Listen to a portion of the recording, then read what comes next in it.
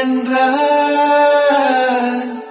உன் பிறந்த நாள் சும்மா அது ரன்னுண்டா Tamil Nadu. Happy birthday to you.